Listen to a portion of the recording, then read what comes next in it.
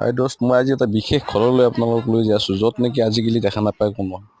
আগৰ দিনত যিবিলাক মানে মানে হাইহাল বুলি কৈছিল, হাইহাল মানে পাকঘৰ, পাকঘৰ এইটো ছাতি দেখা পাইছে, কেৰাচিন তেলৰ ছাতি, আৰু এইটো চৌকা মানে ভাত ৰন্ধা, আৰু এখন চাং, চাং মানে আপোনাৰ বস্তু বাহিনী থোৱা, আৰু এইটো তেলৰ বটল, কেৰাচিন তেলৰ বটল, এইটো বাটকাৰা বুলি কয়, ওপৰত প্লাষ্টিকৰ বাটকাৰা।